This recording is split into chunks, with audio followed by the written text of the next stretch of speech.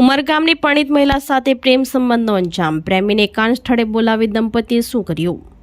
ઉમરગામ તાલુકાના પડગામના યુવાનને મહારાષ્ટ્રના એકાંત સ્થળે બોલાવી પતિ પત્ની હત્યા કરી ફરાર થયા હોવાની ઘટના સામે આવી છે. મહારાષ્ટ્રના પાલઘર જિલ્લાના કુરજે વિસ્તારમાં ખુલ્લા મેદાનમાં લાશ મળી આવી હતી. મહારાષ્ટ્રના તલાસરી પોલીસે ગણતરીના કલાકમાં ભેદ ઉકેલી હત્યા કરનાર પતિ પત્નીની ધરપકડ ઉમરગામના પડગામથી કરી હતી. મળતી માહિતી અનુસાર ઉમરગામ તાલુકાના પડગામ અગરમોરા ફળિયામાં રહેતા ઇતનેશ રાજનભાઈ માછી ઉંમર વર્ષ 33 મંગળવારે ઘરેથી નીકળ્યા બાદ પરત ફર્યા ન હતા. બુધવારે મહારાષ્ટ્રના તલાસરી પોલીસ સ્ટેશન હદ વિસ્તારમાં આવેલા કુરુજ ડેમ નજીક ખુલ્લી જગ્યામાંથી તેમને લોહીલુહાણ હાલતમાં લાશ મળી આવી હતી. પ્રાથમિક તપાસમાં મૃતકના માથાના ભાગે ઢાળદાર હથિયારથી ગંભીર ઇજાઓ પહોંચાડવામાં આવી હોવાનું સામે આવ્યું હતું.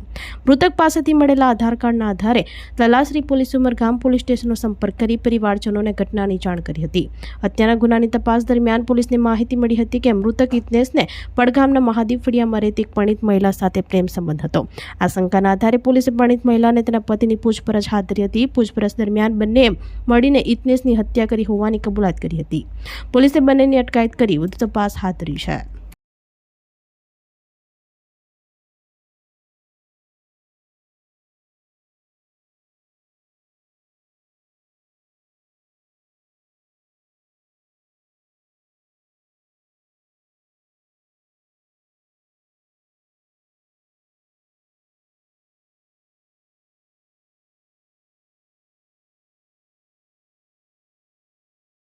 આપણી સંકલ્પ ન્યૂઝ ચેનલને સબસ્ક્રાઇબ અને લાઇક કરો, બેલ આઇકન દબાવો જેથી આવનાર ન્યૂઝ અપડેટ્સની નોટિફિકેશન આપના મોબાઈલ પર સૌથી પહેલા પહોંચે.